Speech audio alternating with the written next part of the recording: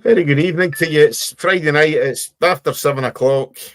Dennis had some internet troubles. It looks as if he still has them. But you are live here with us on the football pitch.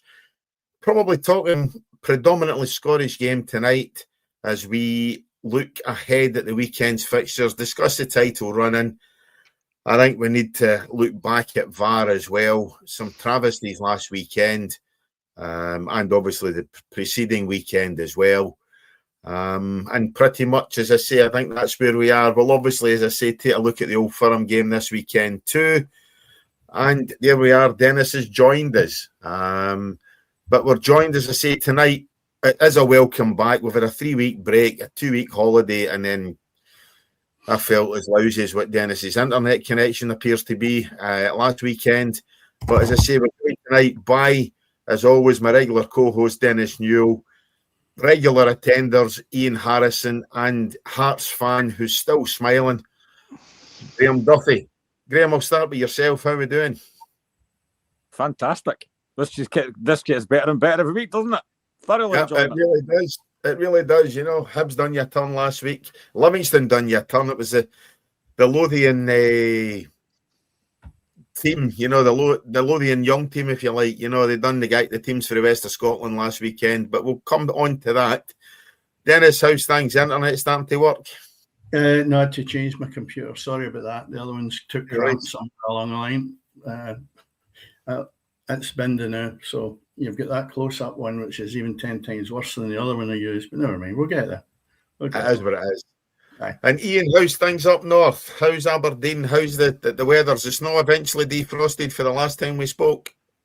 It has indeed. The sun's been shining, but certainly not in Pittodrie. So 20-odd days we went. I think nearly 28 days, I think it was, without any sunshine. But no, over Aberdeen itself, it hasn't been that great. Cove hasn't been much better, to be honest with you. They seem they're stots and bangs, and they're heading towards being in the playoff, I think, for relegation. But yeah, you never know. They may improve. I think Aberdeen are. I think with Tony Docherty coming in, I'm a great admirer of him.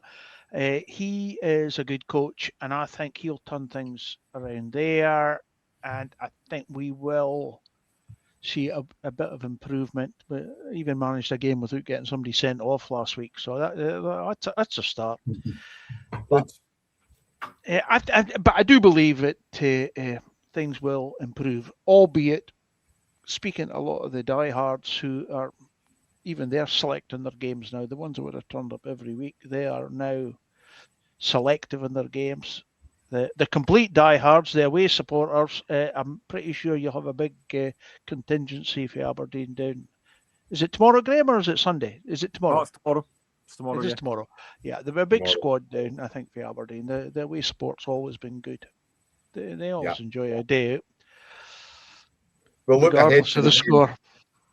We'll look ahead to the game at Tynecastle tomorrow.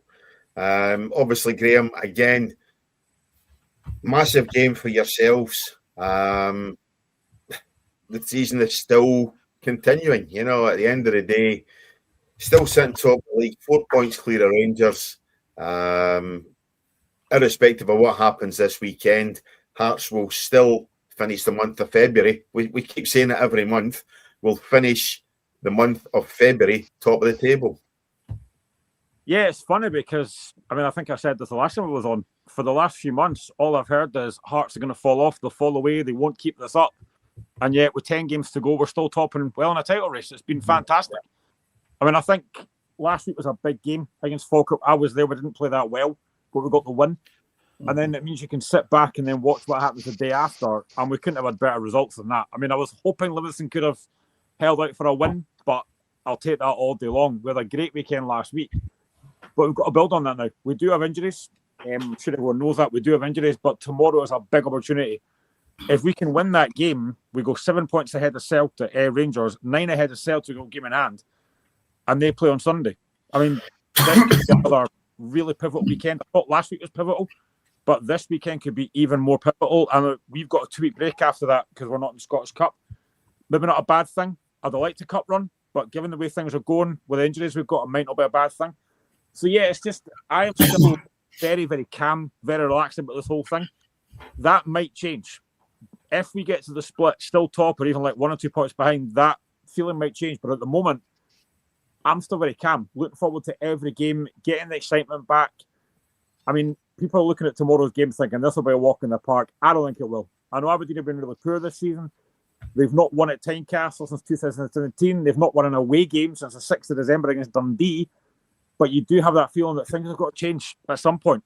Hopefully it's not tomorrow, but this has just been, I keep on saying it every time I'm on here, this has been an incredible season. And I've said it before as well, the amount of folk that I see on TikTok, on Twitter, that are not fans of Scottish football, that are taking a real interest in this title race. And it's because of teams like Hearts and Motherwell. It's been fantastic. And if we can keep this going, unbelievable. I'm thoroughly enjoying this so far. Yeah. Dennis, Graham's right. He should enjoy it. You know, as a Hearts fan, it's something he should be enjoying. It doesn't come around every season. Mm-hmm. Today, a couple of guys in the work were likening it to obviously Leicester, the Premier League a number of seasons ago, when the stars aligned, you know, in terms of obviously Man City were poor, Spurs were poor, but Leicester that season certainly were deserving of lifting the title. And I think the same could be said about Hearts this season.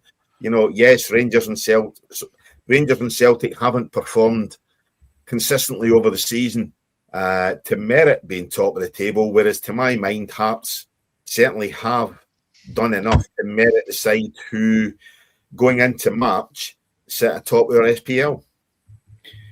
I totally agree that they are there in merit. I've only one concern, and that's the injuries.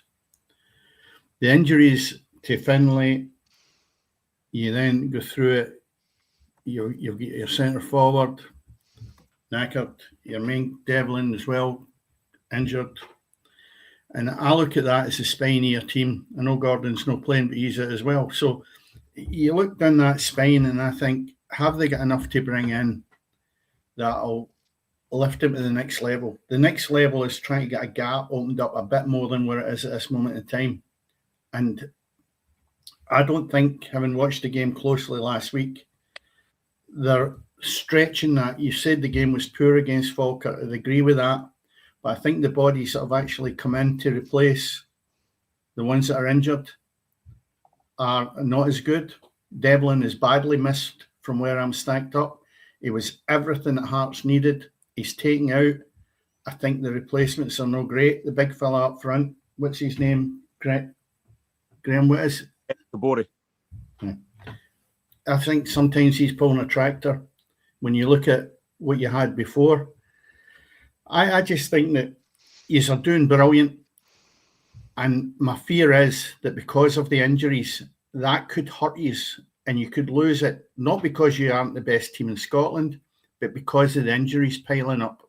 And I don't think there's enough in reserve. I'm just looking at the substitutes now. There's enough on that bench that can come on and replace what you have actually lost. And that's my fear. But you're there and you're quite right to be delighted and over the moon with it, because they're still not caught you and they won't catch you at the weekend as far as I'm concerned, or anywhere near it. I think the best that they'll do with each other at the weekend is get a draw with two bad teams as they are. And Hearts can keep going. I don't think you will lose against Aberdeen, because although Tony Dock's up there, I think that it'll be a slow process. And you should get something out of that game. But that's my fear, Graham. I must admit, I don't know if you are looking at it or just let's keep ploughing on. But what you need is a strong squad. And that, I repeat, is maybe the fear in the run-in. I don't know if you have any, Shankland coming back, Devlin coming back, Finlay, how long he's out for. I think even if it's 3 or 4 games, you could get them back. That would be a massive difference. But just now, you're really having to play out your skin to keep that gap. Well, I know that Finlay's out for 6 weeks. Yeah, I think I heard that. Devlin could be back after we've had this break. Right. And I think the word is that Shanklin will be back for potentially Motherwell in a few weeks' time. So we could get them back. But I think defensively, I think we've got McCart can play. We've got Steinwender. We've got options that can play alongside Craig Halkett. Yeah. I think Midfield, we've got Benny back, McEntee's back. I actually think Mark Leonard's been really good. And I think as well, the one thing I would say is, yes, Shankly's been a massive miss, but I actually think Claudio Braga has really stepped up in the last few weeks. Brilliant. His performances have been fantastic, and it's not just goal. Yeah. His overall work rate is that boy just does not stop. The amount of pressing he does, he comes off that park knackered. No wonder, because I actually think since Shankly's been out, he has really stepped up. I've been very, very impressed. I would agree with that. Braga has been exceptional and probably one of the best we've got in the country at this moment in time up front. And I think he's been a revelation to Hearts. And it's just a pity Shanklin wasn't fit, because the two of them were added a lot of firepower to us. And that, again, you're asking one man to do it, and I believe in every team, you shouldn't be asking one individual. You need everybody around about. And but he's certainly been outstanding. There's no doubt about it. And he's a threat. You get the ball to him, you've always a good chance. The one thing for me, if you look at last week's result, is obviously the disappointing result the week before. You bounced back last week. You know, okay, maybe you didn't play particularly well, but to me, champions and sides who do well are sides who can grind out results when things aren't going their way. You know, and to me, that's what Hearts did last week. They ground out a result against a side who, in Falkirk, we know they're very resilient. We know they're difficult to break down. And we know they've caused Hearts a bit of a problem. Previously, obviously, they knocked you out the cup. You know, so to my mind, as I say, last weekend's is a massive, massive weekend, but a massive result for you guys, as I say, when bouncing back for the week before and getting that victory in a game where you weren't playing at your best, Graham. Yeah, I think that's the thing. Every time Hearts have lost this season, it's not been a lot, but every time we have lost, we have then won the next game. So there is a real bounce back from this team. They know what to take here. And I think, you know, Derek McInnes did a thing a few days ago in the Gorgie Suite. I wasn't there, but a few folk I know were. And he said that the players actually, they understand how much this means. And I think it is a case of, I would love to be playing the football Motherwell playing. Don't get me wrong, I'd love to be playing some swashbuckling football, but it doesn't always guarantee results. All I want is 3 points. I don't care if we do it. Same as tomorrow. If we win 1-0 with a goal off somebody's backside, I could not care less. Just win the game, pick up the points, and then put the pressure right back on Celtic and Rangers. And that's what we've done all season. We've picked up really valuable points when we've been not playing well. And, you know, the best teams don't always play well, but they've managed to find a way to win. And that is exactly what champions do. We've seen Celtic do it numerous times over the course of the last number of seasons. They might have to play well, but they just win. And that's all that Hearts can do, just keep on winning. And if we keep doing that, then we've got a massive opportunity here. Yeah. And the one thing as well, Ian. Yeah, sorry. Ian, Dennis, is Aberdeen going to be a threat to Hearts on Sunday? I would say no, but we're struggling to score. Simple as that. Hearts' defence is pretty good. They've only lost about 20-odd goals this season. 22, 24, something along that lines. We're struggling up front. Nisbet flatters to deceive as far as I'm concerned. But they're rebuilding. But look at the Motherwell game. I mean, we beat Motherwell in the Cup. Should never have lost. Motherwell shouldn't have lost that game. Again, Cammie's going to touch on VAR. I mean, the decisions, and I think that is making a huge impact on results at the moment. We're speaking more about referees, VAR, incorrect decision, whatever, and they're having a huge effect on how teams are. Now, not only that is the suspensions that come along with that, right? Yeah. So, are Aberdeen getting caught as a threat? I wouldn't have thought so. We'll huff and puff, but we're struggling to create chances. I think that is the reality of it. And as I say, Hearts have got, but we throw in the odd after result. I mean, we put 6 past, I think it was 6 past Livingston after having been beaten, and then of course, but it's keeping. We've managed to keep 11 on the park last week, but. And that may or may not, but I genuinely don't believe that Hearts will have too big a problem against that. They may struggle to score, but I don't think defensively they've been playing well. So unless Aberdeen get a couple of flukes, the confidence is low now. And just as you said earlier, it's going to take weeks, if not to the end of the season, before there's any form of. They're still going through the Jimmy thing where Thielen want. We bought in a load of young Scandinavian players who are now just sitting in the wings, and we've sort of built they're not getting much of a game at all. But the team that we have, that they want to play, there's not a lot left. And then you look at a game, and are they going to take any of the subs on? Well, a lot of the time, are you going to improve the team by putting? No, you're not. So I think Aberdeen are struggling a wee bit. And as I say, the die-hard supporters that I've been speaking to, even they're selecting the games to go to. So, they're just saying it's not enjoyable to watch. So I might be 100% wrong, but and I certainly do wish Hearts all the best come tomorrow. Yeah. The next two games, Graham, that I'm trying to pick out here is one of them's against Dundee. And I think the first one you've got, is it against Kilmarnock away? Yep. Their 6 points with the strength that you've got at this moment in time are really, you would expect to be bankers. And that's the ones that can create a banana skin. And that's, as much as you look at the Aberdeen game and Ian's thinking you'll not get anything out of it, I wouldn't expect or Aberdeen again, I wouldn't expect Hearts to be considering they would drop anything then in the next 3 games. And yet you look at Celtic and Rangers have got to play each other on Sunday. So that'll take a dent on whatever one of them wins that or loses it or even draws. That'll make an effect to the two teams. And that, again, could help Hearts. But you've got to keep and maintain that high level. And that's what I think he's doing by getting the results, not necessarily the performances, but the results is everything that counts. And we've seen it year in and year out. The Old Firm continually will get results without playing the best football in the world. But like I said about a month or 6 weeks ago, when Hearts were looking pretty good, was the Old Firm, when they were starting to tidy up a bit better, they'll not go through the whole season without dropping points, and nothing was surer. And likewise on Sunday when the Celtic went down to Hibs. And that'll be the case. Rangers and Celtic will still drop points. So even if things don't go 100% in Hearts' direction at the weekend, I wouldn't think for a minute that it was anywhere that you'd think the ceiling's come down on you. But again, I'll repeat it again. The worry is the fact that you've got key players in your team injured. But as you say, get a couple of them back in the next 2 or 3 weeks, bolsters you again. I think, to be fair, there is only 2 teams which are under pressure out of the 3. Yeah.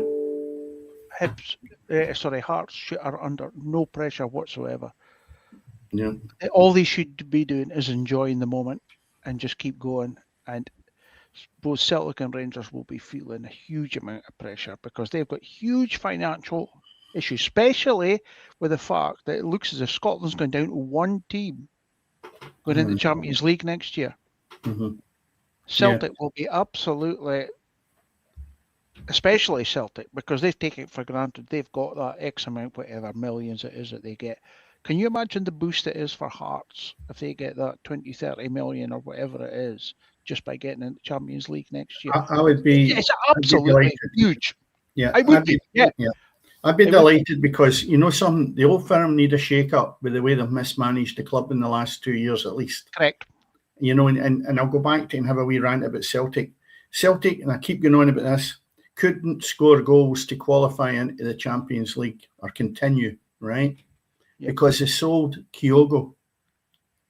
I don't care what you say. It was false in relation to, he's in his 30s or whatever, and we get 10, 12 million, whatever for him. You needed a goal scorer, and they didn't replace him. And because of that, they lost £40 million by not qualifying.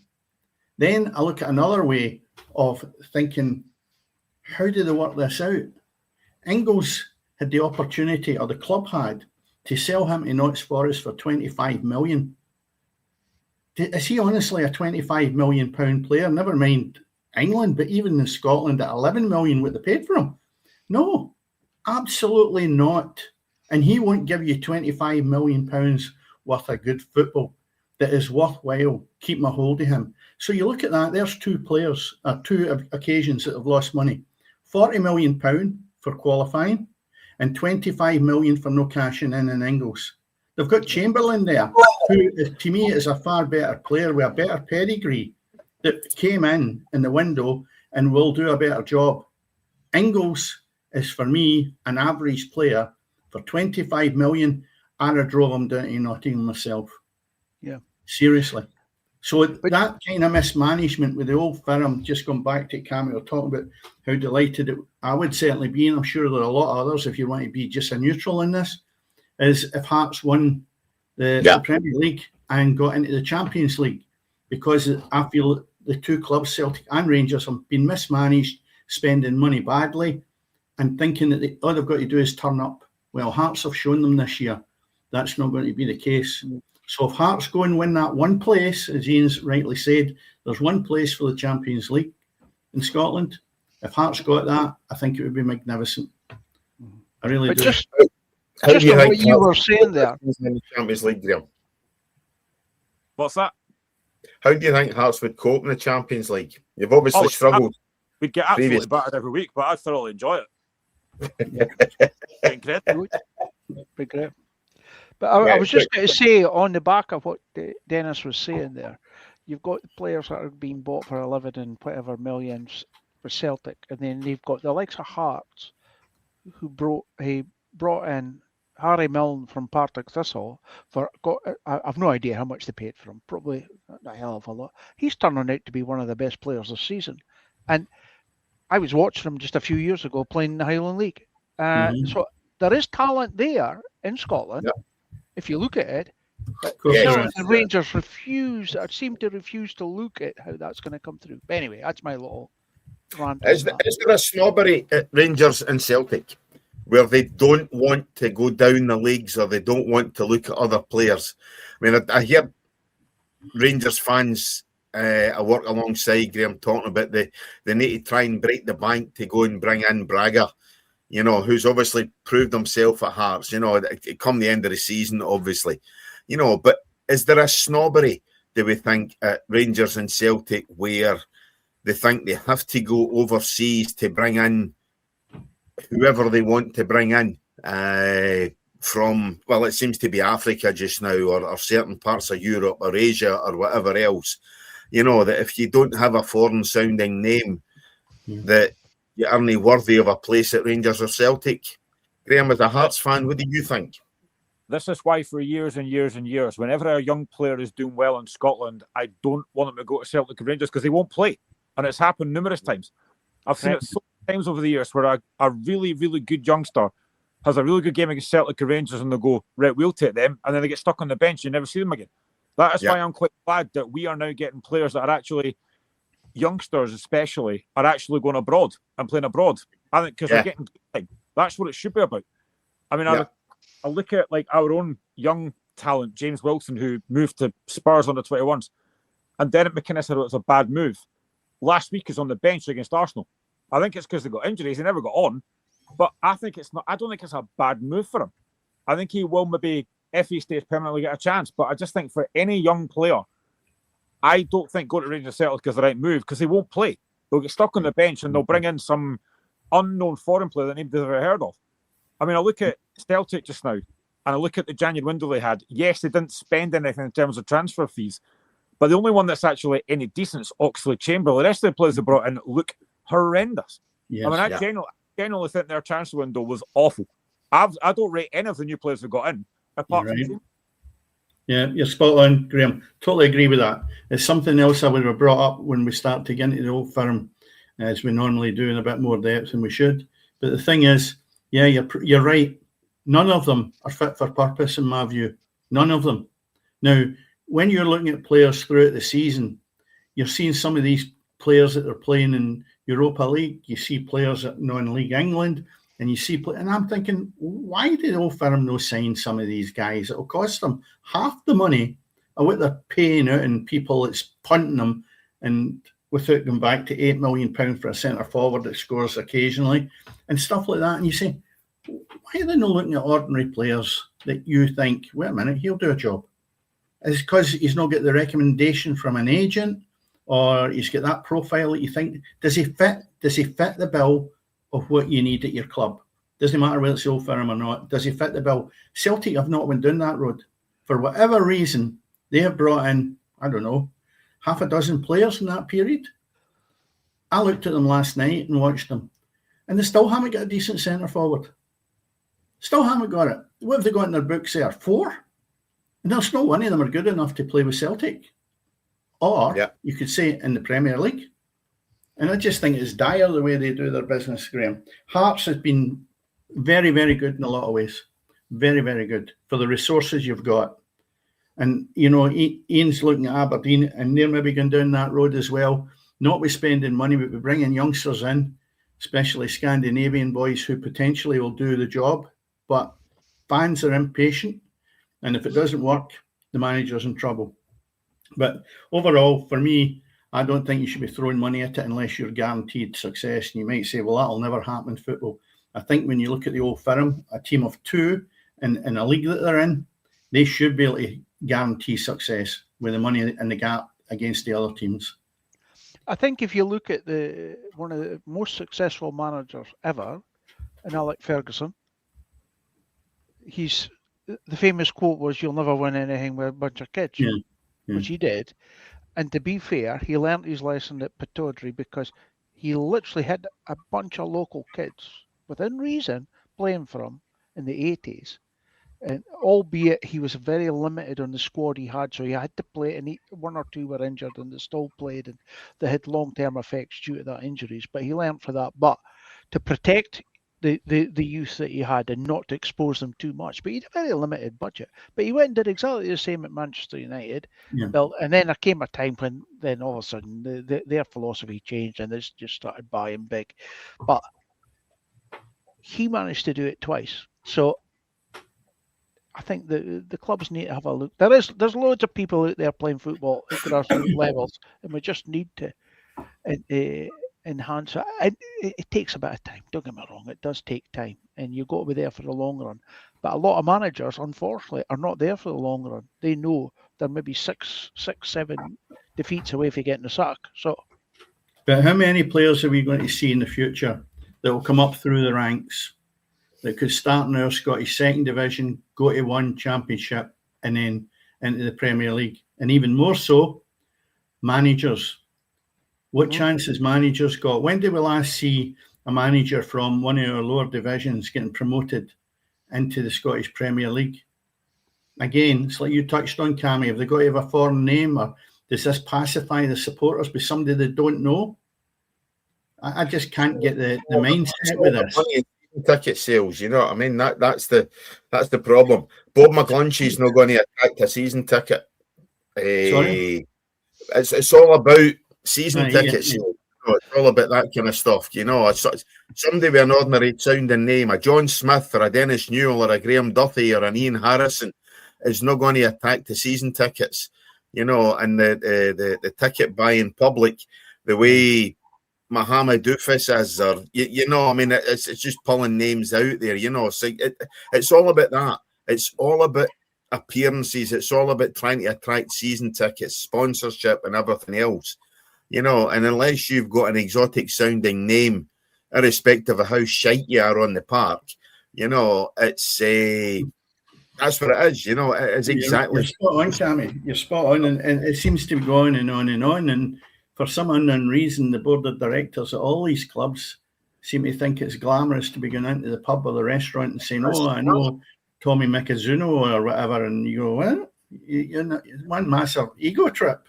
You know, that's just a guy can play football.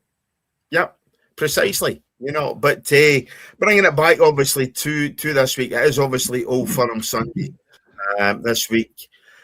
Rangers against Celtic, 2 weeks in the bounce. They've got the league game this week, the cup game the following week. Looking ahead to this week, Graham, you've already said it's a pivotal week for Hearts. It's a massive week for both these clubs, particularly Martin O'Neill.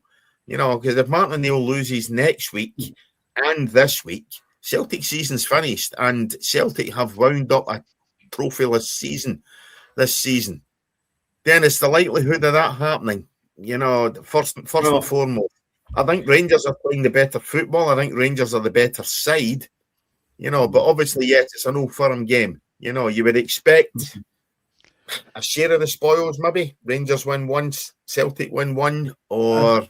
I think if you divvy it up, that's the way you would look at it from a neutral and say it keeps the balance going and there's an opportunity there.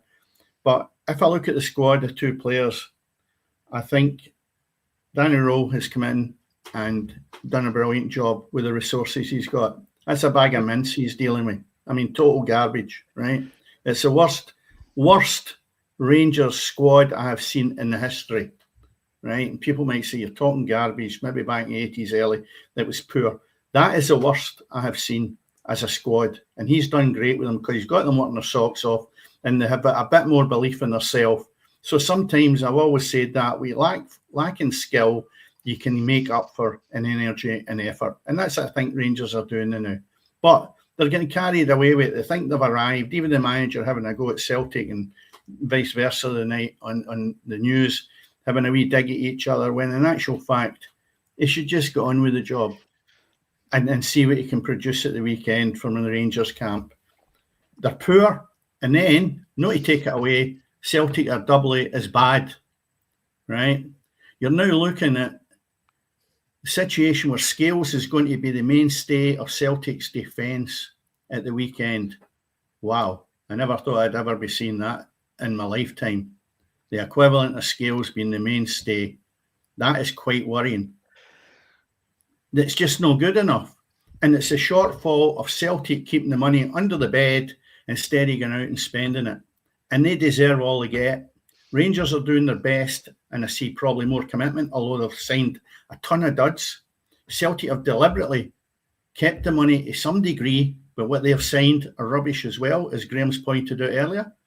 And I just look at the two teams and say, I'll tell you what, I want to see a stat on Sunday. When you look through all the stats, it says, how many bad passes is there in this match? And that's what you don't see.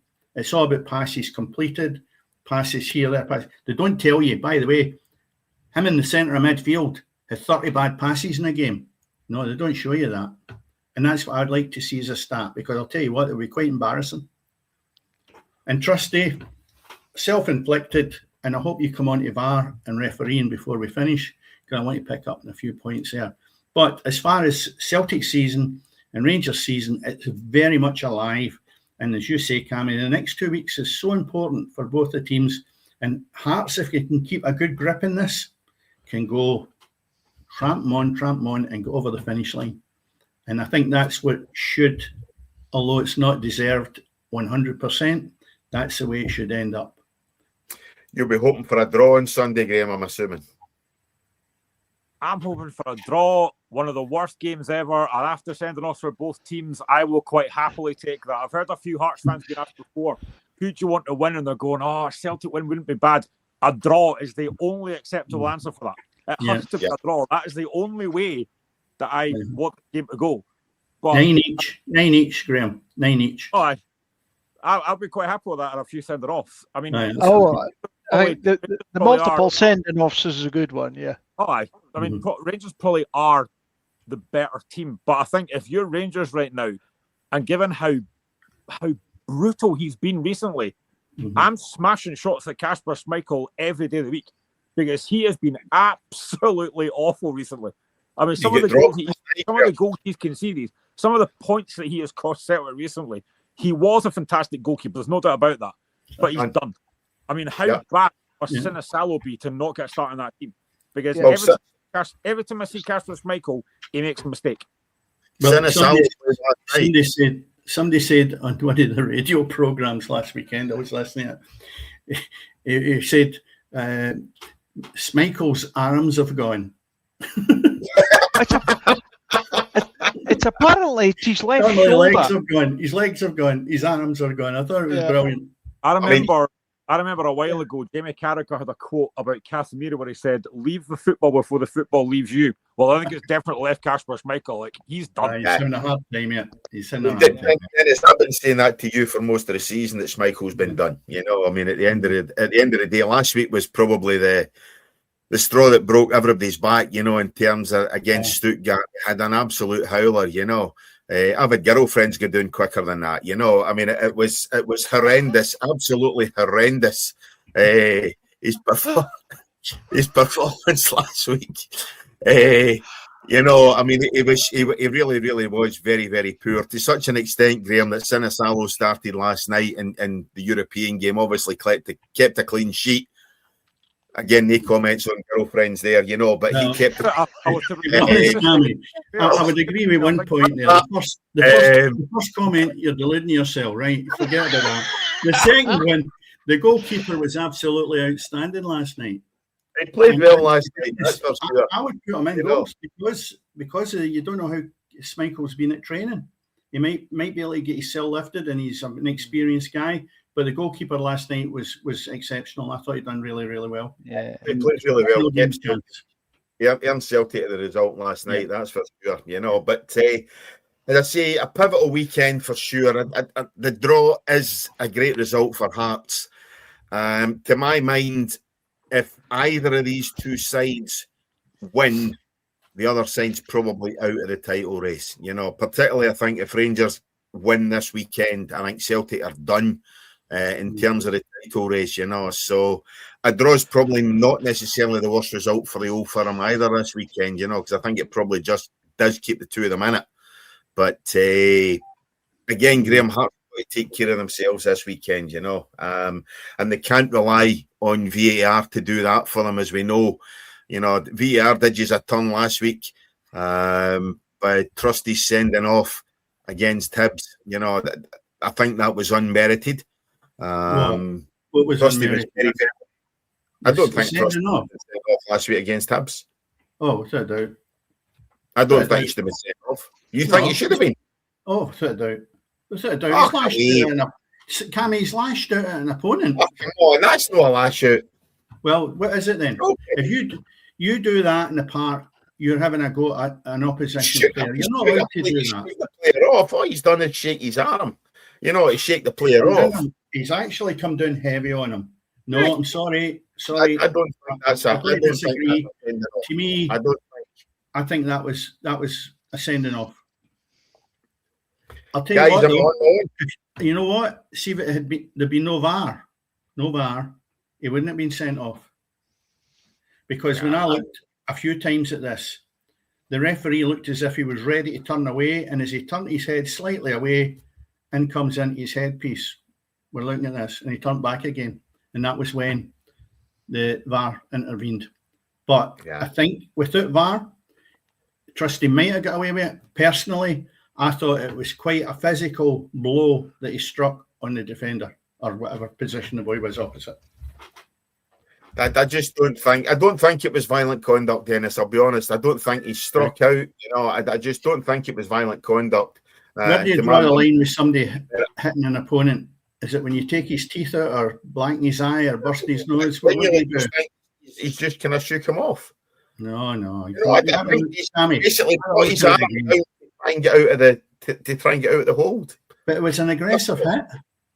Yeah, I don't. There was aggression in it. It wasn't as if just get your arm out of the road. He actually come down quite heavy on him. Have a look at it again. Tell me next week. I'll have another look again. But tell me this: who committed the first foul? Was it the guy grabbing him as if to stop him from moving? I mean, but that was a hand up, Ian. There's a difference. That's you just trying to hold him off, right? But when he put his hand up, trying to stop him from moving. Yeah, simple as that. He's trying to stop him from moving in a position. The whole free kick corner thing has gone mental. Yes, VAR's only supposed to be getting involved if it's clear and obvious, and to me, I don't think that was a clear and obvious situation. And I think, again, as well, they're only supposed to get involved if the referee misses it. Well, the referee didn't miss it. He saw it in real time and basically said that he felt it was nothing. He didn't rate it a red card. VAR should not have been getting involved in that one, I don't think at all, you know. But anyway, that's that one. You've got the Liam Scales penalty. A bit of inconsistency involved in that one, you know what I mean? Obviously, Liam Scales pulled down in the box, and obviously the penalty kick not given. But the biggest one of lot is obviously the Richard King red card. You know, exactly. I'm going to bring up. Yeah, I've got a session and a rant on this. That was Let's carry absolute. That was madness. You know, that was never a red card in 4 months of Sundays. You know what? You're going to disagree with me again, aren't you? No, I'm going to 100% agree with you that it should never have been a red card. And you know something here, we need to look seriously at our game if it's going to go forward. Yep. Because Slattery, and I'll say it now, cheated. And I hate cheats in a football match. Yep. Right? I have watched this about 10 times to try and get my head clear that Slattery didn't cheat. Now, I also looked through that game, and I know St Mirren were being beaten 3-0 at the point King supposedly affected the game to the point that he gets sent off. Then after that, at 3-0 with 11 men, St Mirren have probably not got a great chance of winning anything out of this game, but there's a better chance that they'll no lose 2 other goals in the back of this and might come back into it, because I think it was around about 65th minute or something like that, right? Yeah, there was time on the clock. Aye. That's right. So let's look at another scenario here. Slattery, if you haven't seen it, was making his way back up the park, and so was King.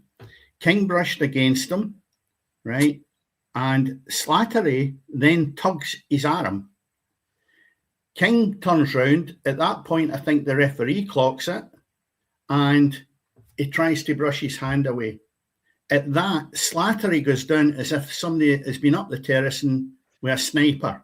And he goes straight to the ground, and I'm thinking, what are you doing? So King gets sent off because and I think VAR done that. Did VAR get involved? Right. No, it was a linesman. It was a linesman. Right. It was a linesman that saw it. Yeah.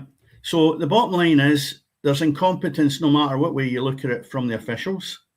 Then on Tuesday it gets announced, or when I heard it, that King, it was reversed. It wasn't a red card. Right? It wasn't nothing.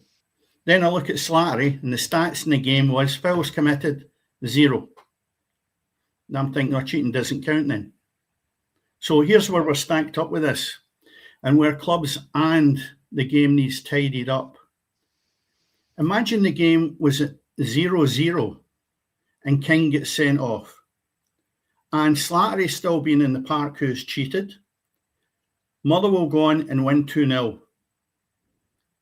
Surely the fact that they have looked at it as evidence, Motherwell have cheated St Mirren in my eyes out of the game because they got 2 goals playing against 10. Therefore, the point should be deducted, or the goals that while Slattery was involved in the game should not have counted. If he doesn't have any impact in any of the 2 goals, because he had 3 assists in that game, I know they were before the sending off, but in my eyes, the rules need looked at to the point that you can't have St Mirren, who are penalised and struggling at this moment in time, punished even more by a bad decision. The cheat, Slattery, stays on the park, and the team then railroad right over the top of him and end up with 5 goals. There's something wrong there. He should have been taken to task. If he's pronounced that he's not guilty, King, then you've got to look at the offender who caused that creation.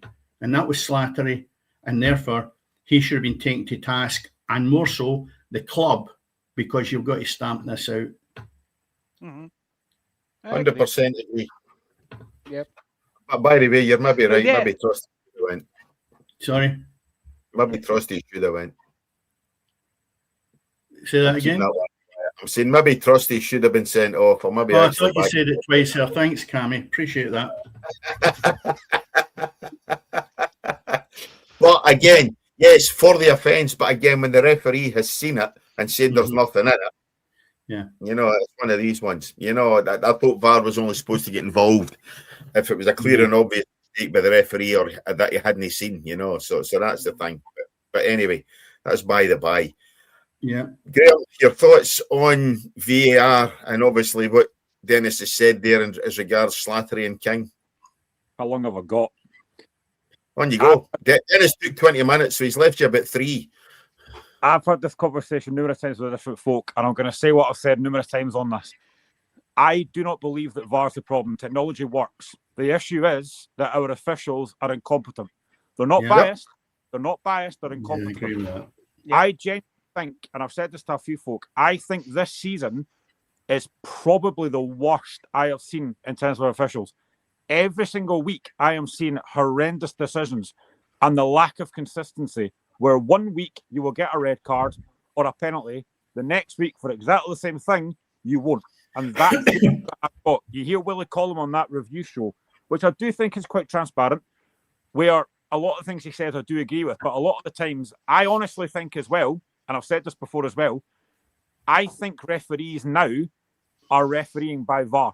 They do not give decisions because they think, well, do you know what, if I've got it wrong, VAR will sort it. That is not what it was meant to be there for. It was brought in for exactly the reason, clear and obvious. But I think referees are refereeing by VAR. If I go back to the Callum Slattery one, that is probably one of the worst decisions I have ever seen. Yeah. How on earth, I don't blame the referee because he didn't see it, but how the linesman has thought there's something in that, and then how the person on VAR has not said, you've got that wrong. It's an absolute embarrassment. Yeah. I also look at the fact to use this term now for denying the goal score opportunity, dogs or whatever it is. Aberdeen against Motherwell. The Motherwell guy gets sent off when it's basically on the halfway line for denying a goal score opportunity. You then look at Livingston against Rangers. Mikey Moore is literally going to shoot, and he's brought down. Oh. It's a kick or a penalty. It's not, but the referee was play on. Mm-hmm. That for me is denying a goal score opportunity. That's a red card. So I honestly think this for me, and every fan of every club could go through decisions that have been wrong this season. We can all do it, but I do not think for 1 minute the referees are biased. I just think they are incredibly incompetent. And it's the same referees that I keep hearing over and over again that are making really poor decisions. What happens to them? They get a game the next week. Where's the punishment for making bad decisions? Yeah. So I just think, honestly, I think VAR, the technology's there. It works if you use it properly. But the issue we've got is our referees don't use it properly. And that's my issue. I think you'll find you're actually getting better standard of referee in the lower leagues because they're not relying on VAR. So they're having to make a decision. They are having to make a decision, as they always have done. I think there was a game a few weeks ago, Alan Shearer in FA Cup, Newcastle against, I can't remember who it was. I think, was it Aston Villa? I can't remember.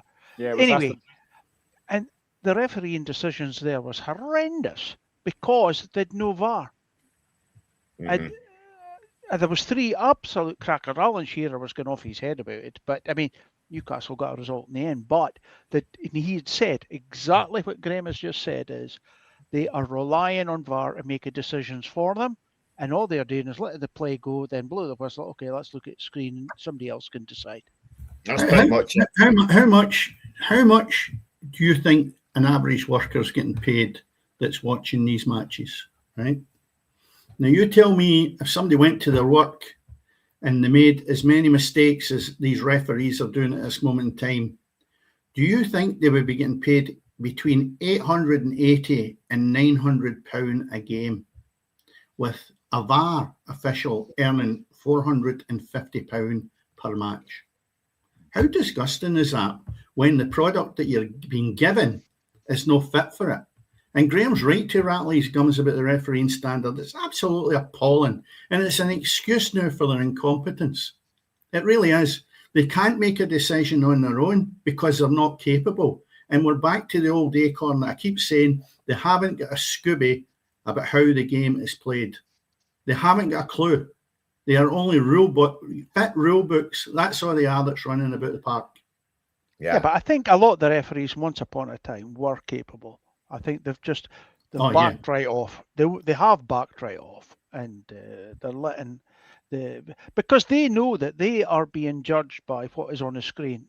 Not only that, the pundits are ripping them to death as well if they make it. But rightly so, Ian. Somebody's got to hold them down. You know, somebody's got to hold them down, and nobody is doing that, as Graham says. You know, the point I'm making though is that if you're going to be paid that kind of money, you need to be at the top of your game, right? Yeah. Unfortunately, I don't think it's value for money. Yeah.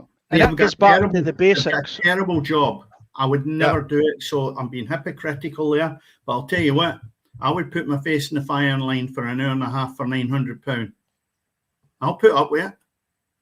But the bottom line is they're getting away with it. And as Graham rightly said, they're not being punished. I'm talking about players being punished for diving and cheating. Yeah. There's an element of that as well, but it's not necessarily the referee. It's the people that's actually supervising them and overseeing them and saying, that's not good enough. We need to get somebody else that can do the job. Yeah. But it's the same goldfish bowl and rubbish we get sent out every week. And the punters are the people that's actually paying the penalty for that bad performances. And you watch between now and the end of the season, there'll be results here that could swing that far around the wrong way that the league title could actually hinge on a bad decision between VAR and these referees. And it would not surprise me for a minute if it went down to the wire that a refereeing decision created the monster of the league title passing its hands to somebody by default. And that's my worry, because they're poor. I think what they've also got to remember is that they are in the entertainment department. That is what they are. They are in Saturday afternoon entertainment. And if people no longer are entertained, they will find something else to do. Sorry, Graham, I cut it on you there. Right, on you go, Graham. I said exactly the same thing as what Dennis has just said there in a group chat, that my worry is that a title race is going to come down to a really bad refereeing decision. That is a big concern that I've got. And I think as well, whether you're at a game or whether you're watching it, you constantly see the referee doing that in his ear for a bad decision. And I think the game is so stop-start. There is every single no fluency. Looked at. There is no fluency in the game because the referee's going like that. Anything to say? It's honestly it's brutal. But again, it comes down to officials. They don't know what they're doing, and they keep relying on someone watching a screen a million miles away to say, you've got that wrong. Could it be, Graham, that this VAR is too much for them to take in? It's a distraction, right? They're having to multitask, if you really ask that question. When the job, I'm going to defend them here, the job is very difficult as is. But if you're running along and your eyes are everywhere and you're trying, and somebody's rattling stuff into your ear, surely you've got to be a special person that can handle all of that. And I don't think we have got special people. And that's the problem. I don't think they can handle it and cope with decision making and also communicating. And that's what seems to be in my head the problem. That it's constant, that it's as if every single step of progress in the game is hauled back by VAR to try and destroy the match for all the entertainment that people are going to get. I think as well, you listen to when they do the VAR review show and stuff, and you listen to the audio. There's about 4 or 5 people talking in that audio, and it's like, how can you get? And then you've got players talking as well. How can you possibly have any kind of? You're getting a complete distraction. You don't need that many folk in one little room talking about a decision. It just needs one person. But there's about that's the point I'm making. That's the point I'm trying to make to defend them. But whether that would be the case or would just sweep them under the carpet for their incompetence, I don't know. But the bottom line is it could be an element there of distraction. That's the last thing they need when they just don't feel capable now of making a proper decision without support in a hotel room or whatever room VAR sits in. But you've got to remember, somebody sat down and deemed them competent to be referees. They passed a lot of exams and they've done a lot of scrutiny to be where they are. But just as the guys are saying, there's a lot more things been thrown in the melting pot now for them. And I do feel sorry for them. I've done the referees. The referees is piss easy. It's so easy to get through. To qualify as a referee, sat in a classroom, it's very, very... It's not a difficult task to do that. Yes, taking that one apart, I've never done that. At no time have I had the fitness levels to even get up and doing a part once, let alone umpteen. It's murder. I done the reserves when I was Albion Rovers against the first team, right? Aye. Never again. No. Horrendous. Exactly. But anyway, one thing before we finish off tonight, I've shared in our group chat earlier on. I've had 2 or 3 of the guys commenting on it. The old enemy. Pretty much, obviously, what's happening down south of the border. There's every possibility within the next 5 years that I think Scotland, Wales, Northern Ireland, Ireland, and the rest of Europe could indeed find themselves ahead of England in the world rankings. Because today, the English, Dennis, you've maybe drawn a wee thing because you've obviously not seen it. Today, Graham has, he knows where I'm going with this.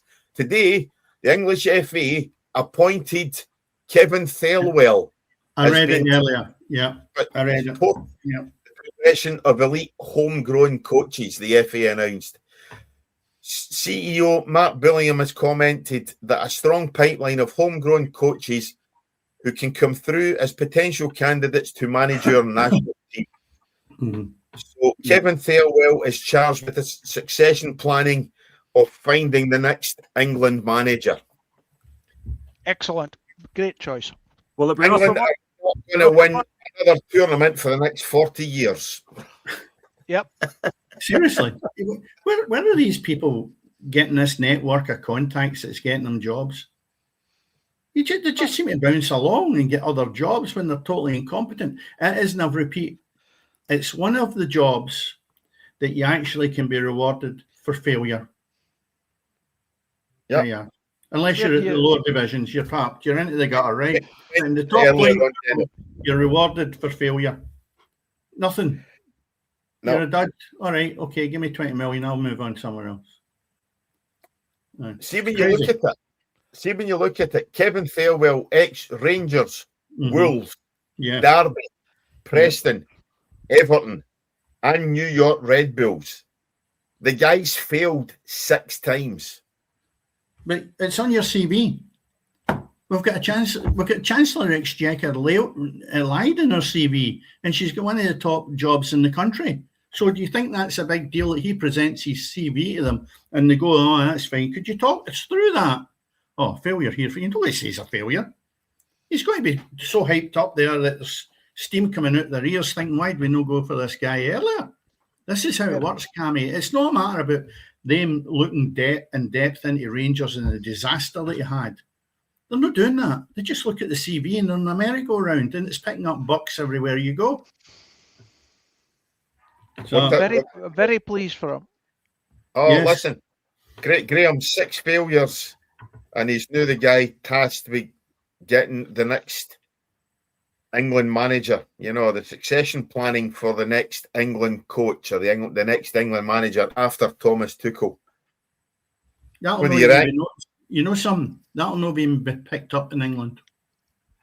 It's a respected journalist. It's Henry Winter that shared that, you know, so it's definitely... But I'll know hit the headlines that, because that's embarrassing. And the journalist that would be writing that would be the one that wouldn't get back in the door again. Yeah, I'll guarantee you that's not on Football Focus tomorrow. No, that's right. Oh, here you are. Yeah. Yeah, indeed. Listen, guys, it's been good to be back tonight. Obviously, as I say, with the 3 weeks sabbatical there, it definitely has been good to be back. Ian, thanks as always. It's always good to hear your thoughts. Yeah, what's not happening. Nice talking to you. It's always good to hear your thoughts on what's not happening up in Aberdeen. Yeah, Graham, well, not a lot. 10 games, yeah. 10 games to go, Graham. You can do it. It's getting closer. I'm not going to lie, it's getting closer. We need to keep regular touch, Graham, because there's still a lot to come out in the wash. Yeah. Top by the split. The split is going to be good this season. You know, when you consider what you're going to have. Rangers, Celtic, Hearts, Falkirk. Motherwell are playing. That's pretty much it now, isn't it? The split. It's Dundee United are not going to catch Falkirk, are they? No. I think Motherwell's going to have a big say in this title race, by the way. And I've said that for weeks. Yeah. Mm-hmm.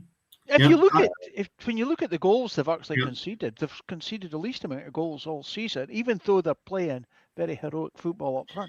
Well, they're still not conceding goals. Look how the cats among the pigeons come the weekend, right? Right. Forget Hearts are sitting there on their own. Rangers are sitting in 56 points. Celtic in 54. Celtic have one game in hand, right? Let's assume they draw and Motherwell win. Just like Motherwell's got Dundee United, right?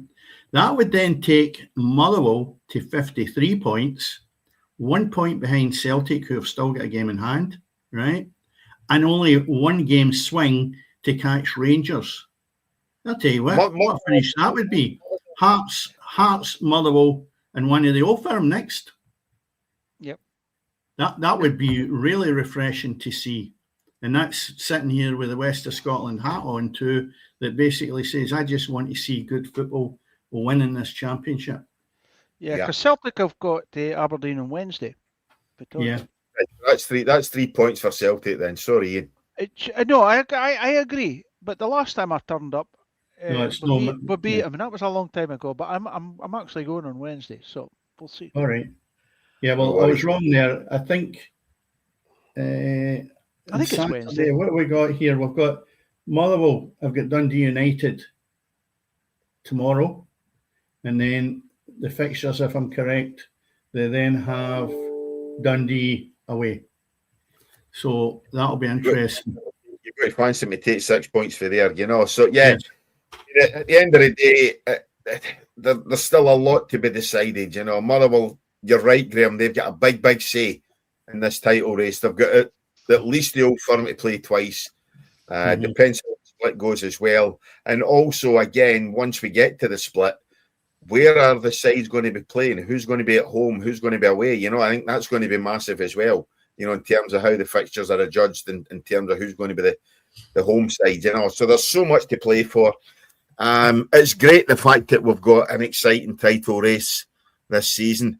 And you can catch it with us here every Friday night because, guys, as we all know, everything is always happening on the pitch. Good night. Good night.